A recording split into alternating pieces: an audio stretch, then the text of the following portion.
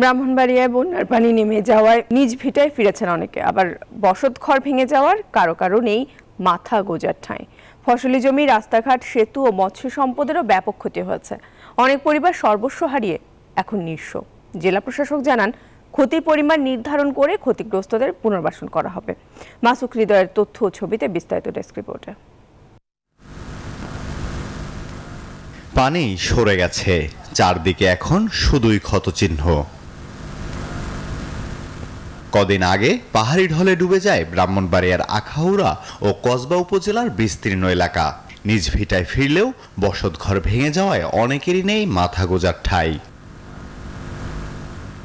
কৃষি বিভাগের তথ্য বলছে, জেলার প্রায় ৮,০০০ হেক্টর কৃষি জমি ক্ষতিগ্রস্ত হয়েছে। ক্ষতির পরিমাণ দাঁড়িয়েছে ২০০ কোটি টাকা। এছাড়া ৮৫০ পুকুরের ৭৫৬ মেট্রিক টন মাছ ভেসে গেছে বানের জলে। ভেঙে গেছে সড়ক ও সেতু।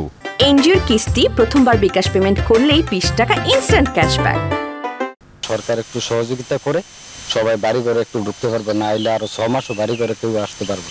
আমরা জীবন করে বাঁচবো, আর আমি নিজে কি করে বাঁচাম? আমরা ভারতও জায়গা নেই, বাংলাদেশও কোনো চলার মতন ব্যবস্থা নেই। প্রত্যেকটা পরিবারের ৩-৪-৫ বিঘা ৭ বিঘা ধানের জমি নষ্ট হয়েছে। জেলা প্রশাসক জানান, ক্ষয়ক্ষতির পরিমাণ নির্ধারণের পর শুরু হবে পুনর্বাসন প্রক্রিয়া।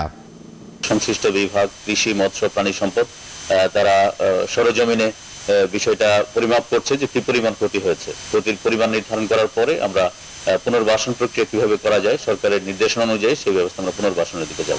স্মরণকালের ভয়াবহ বন্যার লোকসান পুষিয়ে নিতে সরকারি বেসরকারি সহায়তার দিকে তাকিয়ে বানভাসীরা। Desk report, news 24।